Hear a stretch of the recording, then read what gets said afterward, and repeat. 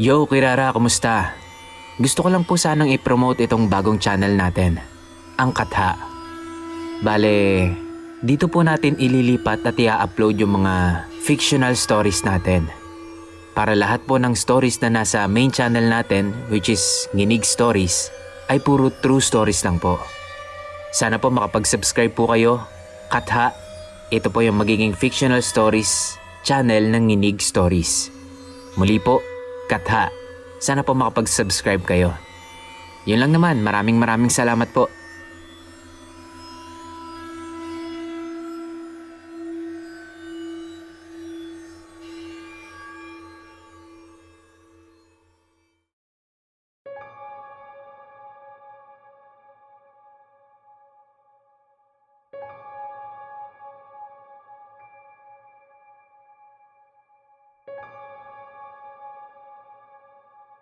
Hello po ulit, Sir Kira. Ako po ulit to, si Mark ng Malate, Manila. Nais ko po sana ulit na mag-share ng creepy stories ko. Maraming salamat po pala sa pag-share nyo ng unang creepy story ko na Dasal. Ito pong ibabahagi kong kwento sa inyo ngayon ay karanasan naming pamilya dito sa bagong bahay na nilipatan namin. Taong 2016 po nung umalis kami sa dati naming bahay, sa lugar kung saan namin naging kaibigan si Ate Ningning. Doon na po ako lumaki, kaya naman napamahal na sa amin ang lugar na yon. Kaya nahirapan din kaming umalis. Kung hindi lang dahil sa alitan ni Papa at ng tito ko, ay hindi sana kami aalis doon. Ayaw na kasi nilang lumaki pa ito, kaya lumipat na kami ng bahay. Hindi naman malayo itong nilipatan namin. Halos sa kabilang barangay lang din. Anyways, ito na nga po ang story sa bahay namin na to. August 15, 2016 po nung lumipat kami ng bahay. Hindi ko po masabi kung anong klaseng bahay yung nilipatan namin. Malaking bahay kasi siya. May 3 palapag. Sa second floor ay may 8 kwarto. At sa third floor naman ay mayroong malaking kwarto na hinati sa 2. Iba-ibang mga pamilya ang nakatira sa bawat kwarto. Noong una, wala naman kaming napapansing kakaiba doon. Maliban na lang sa medyo may kalumaan na yung style ng bahay at halatang ipinaayos na lang ng may-ari. Ang sabi kasi ng kahera ng bahay, isang malaking buong bahay daw yun nung makuha ng may-ari. At para daw mapagkakitaan, ganoon nga ang naisip niyang paraan. Pinagawan niya ng maraming kwarto para paupahan. Paglipat namin doon, una kaming pumwesto sa second floor. Maliit lang ang kwarto namin, sakto lang para sa aming 4. Si Mama at si Papa at yung bunso kong kapatid. Mainit sa kwarto na yon, wala kasing bintana. Nung gabi na yon, pagkatapos naming kumain, naghugas agad ng pinggan si Mama. Habang nandun naman kami sa kwarto nila Papa, ay may sumilip sa pintuan namin. Isang batang babae. Malusog siya at bibo, madaldal at halata mong matalinong bata. Siguro nasa mga 6 years old siya. Anak siya ng kapitbahay namin na si Ate Jennifer. Hindi niya po tunay na pangalan. At yung bata ay tawagin na lang nating si July. Hindi pa namin sila kilala nung sumilip siya sa pinto namin. Pero sadyang pala kaibigan siya. Madaldal nga at matalino. Tanong siya ng tanong kung saan daw ba kami nakatira dati. Sinasagot naman siya ni Papa habang andun siya sa labas ng pinto. Pero meron siyang isang tanong na ikinagulat naming lahat.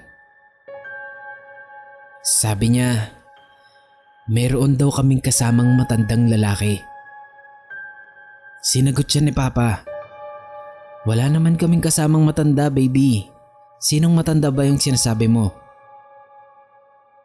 Noong una ay wala lang sa amin yung sinasabi niya na yon. Pero nung simulan niyang i-describe yung itsura ng sinasabi niyang matandang lalaki, ay doon na kami nangilabot. Ang sabi lang ni July, nasa loob daw ito ng kwarto namin. Kalbo. at puti ang buhok. Namilog ang mga mata namin at talagang kinilabutan kami kasi ini-action niya pa ito habang sinasabi niya. Matapos yun ay agad din namang umalis si July kasi tinawag na siya ng mama niya para matulog. Tapos nagbabay na siya sa amin. Patuloy kaming napaisip sa sinabi ni July. Kasi po, bago kami umalis sa unang tinirahan namin noong August 15, namatay po ang lolo ko noong August 5. Inantay pa nga namin siyang mailibing bago kami umalis sa lugar na yon. Kaya nagtaka talaga kami sa sinabi ni July, lalo pat hindi niya naman nakita yung lolo ko na yon. Eksakto ang mga detalyeng sinabi niya tungkol sa lolo ko. Ganon na ganon. Semikalbo ang lolo ko at puti na ang buhok.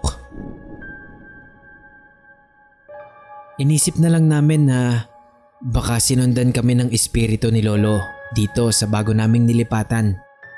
Hindi siguro niya matanggap na wala na kami doon sa dati naming tinitirahan.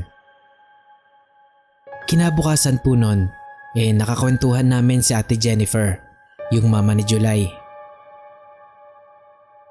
Agad naming itinanong yung about kay July at hindi naman niya ito itinanggi.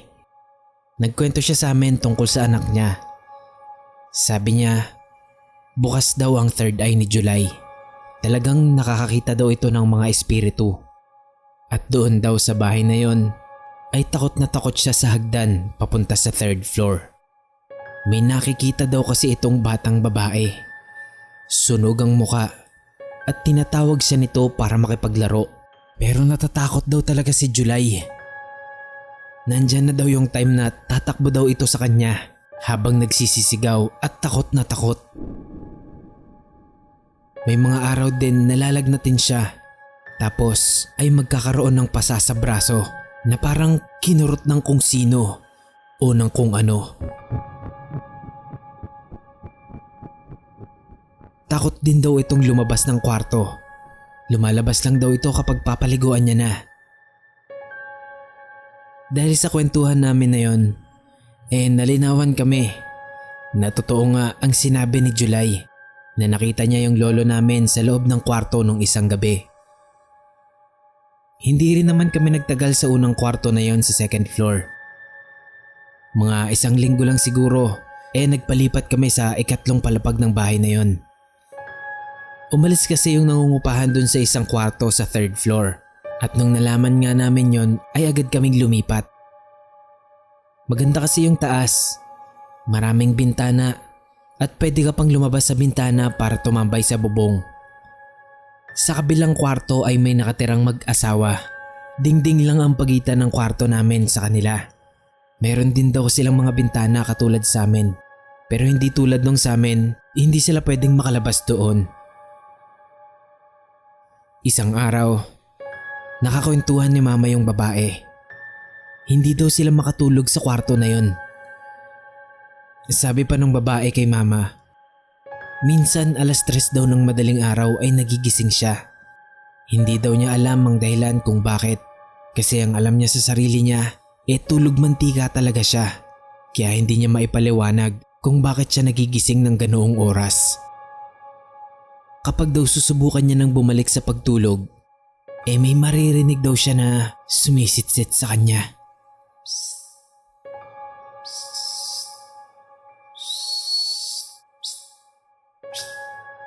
Nagugulat daw siya kaya agad siyang nagpapalingalinga sa buong kwarto nila. Pero nung minsan daw na mapatingin siya sa bintana, laking hilakbot niya daw nang may makita siyang lalaking sobrang itim at pulang-pula ang mga mata. Nakahawak pa daw ito sa bintanang bakal nila, yung parang preso na nakahawak sa rehas na bakal. Ganun daw. Titig na titig daw ito sa kanya na para bang gusto siyang kunin. Sa labas po sa tapat ng bintana nila ay merong puno ng balete at iniisip nila na baka doon yun nakatira. Kaya kung iisipin talaga, maswerte pa rin kami kasi walang puno sa tapat ng bintana namin.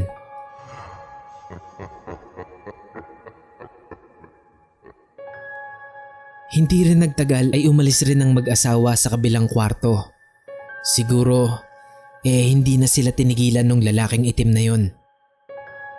After nila ay may umuupa pa rin naman, pero walang nagtatagal. Pinakamatagal na ang 2 buwan, tapos ay agad ding aalis. Fast forward po tayo. Meron ding pagkakataon na wala pang umuupa sa kwarto na yon. Inilalak ng may-ari yung kwarto at bubuksan na lang kapag may uupa na. Isang gabi nun, natutulog na ang lahat. Ako na lang ang gising. Nakaugalian ko na kasing magpuyat. Naglalaro pa kasi ako ng ML. Habang abala ako sa paglalaro, ay may narinig ako sa kabilang kwarto. Nakatapat kasi ang ulo ko sa dingding, kaya rinig ko kung mayroong gagalaw o magsasalita sa kabila. So di yun na nga, naglalaro ako. Nang may narinig akong parang may nagbubulungan sa kabila. Noong una ang akala ko doon lang yun nanggagaling sa nilalaro ko. Kaya ang ginawa ko, in-off ko muna yung cellphone ko. Pero nung muli kong pakinggan yung nasa kabilang kwarto, naririnig ko pa rin ito. Nag-uusap sila, mga bulungan, pero hindi ko naiintindihan. Para bang nag-uusap sila sa ibang lengguwahe. Nung mga oras na yon ay binabalot ako ng pagtataka. Kasi ilang araw nang nakalak yung pinto ng kwarto na yon. Kaya imposibleng may tao doon. Maya-maya pa, may narinig ako na umiiyak. Iyak na may kasama pang paghikbi. Kinilabutan na ako nun at sa takot ko ay lumipat ako ng pwesto. Nagtakip ako ng unan sa ulo ko para hindi ko na marinig yung nasa kabilang kwarto at para na rin makatulog na ako.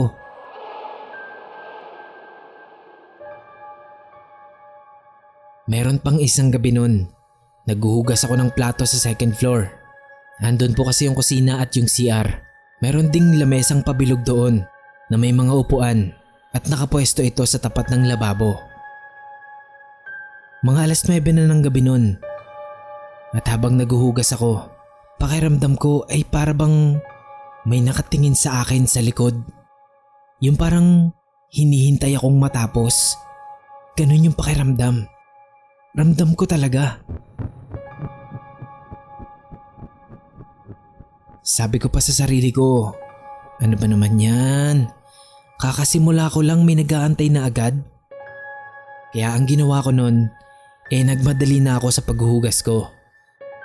Pero ilang sandali lang habang nagbabanlaw na ako, ay may narinig ako na parang may humila sa upuan na parang may umupo.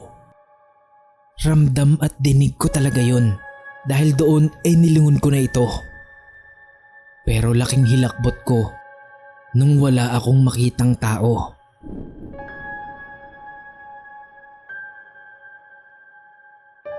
Mabilis akong nagtatakbo paakyat sa kwarto namin kahit na hindi ko pa tapos yung ginagawa ko kasi talagang nanginig na ako sa takot. Kahit po ang papa ko ay may kwento din sa amin na ganun.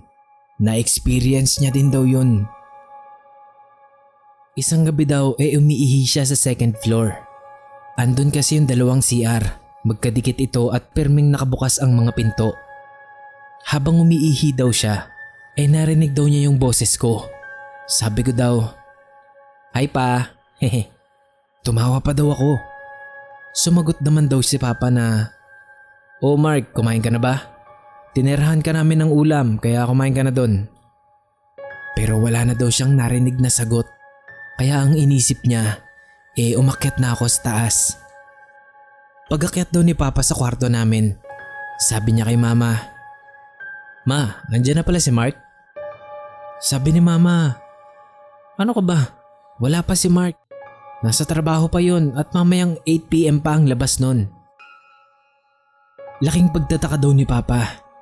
Kung ganun daw, sino yung kausap niya kanina sa CR?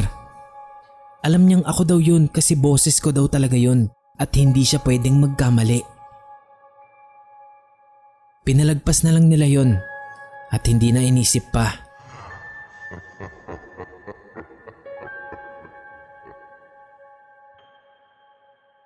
At eto na po, Boss Kira, ang pinaka nakakakilabot na naranasan ko sa bahay na yon.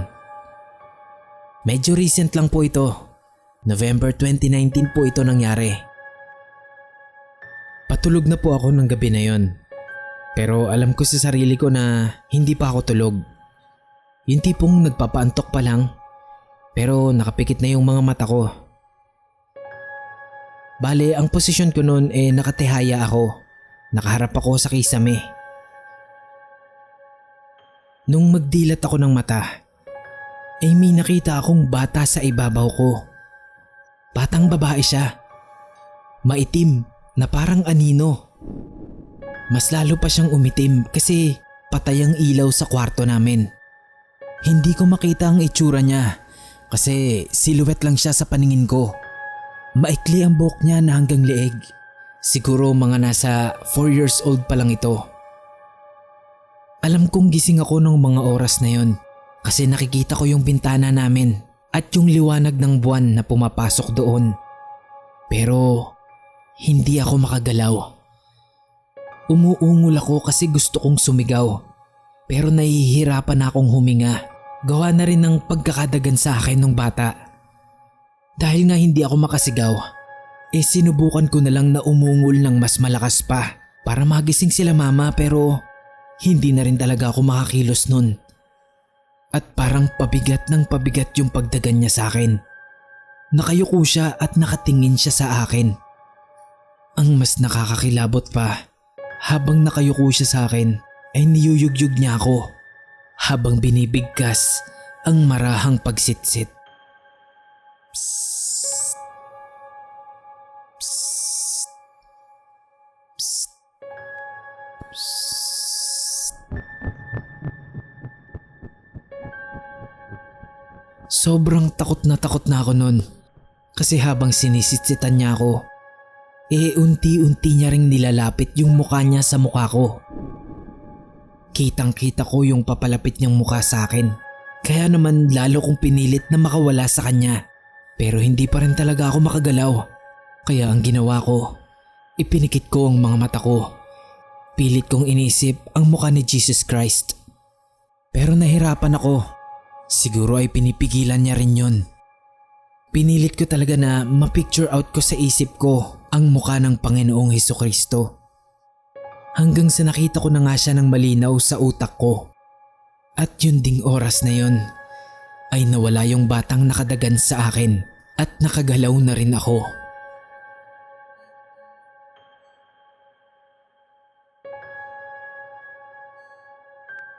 Sobrang takot ako nun. Ang akala ko ay katapusan ko na. Hindi ko alam kung ano ang mangyayari sa akin kung nagawa niyang maidikit sa akin yung mukha niya. Siguro, yun din yung batang nakikita at kinatatakutan ni July.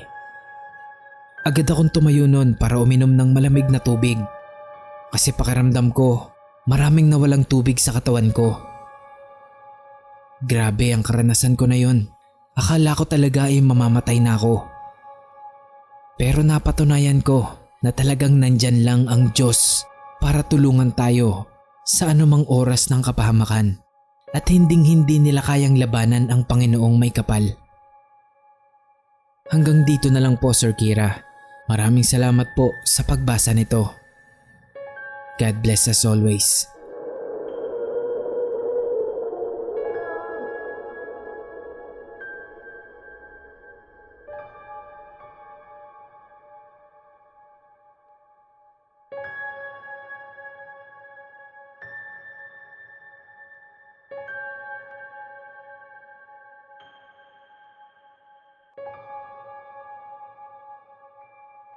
May nakikita daw kasi itong batang babae. Sunog ang muka at tinatawag siya nito para makipaglaro.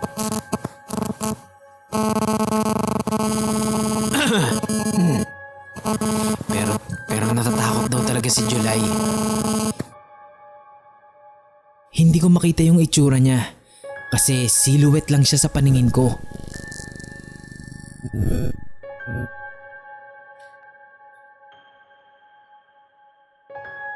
Maikli ang buhok niya na hanggang leeg.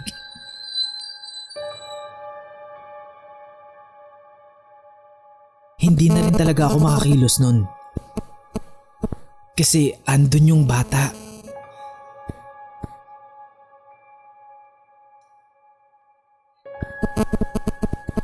Pero nahirapan ako.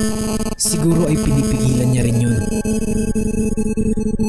Hindi ako tumigil.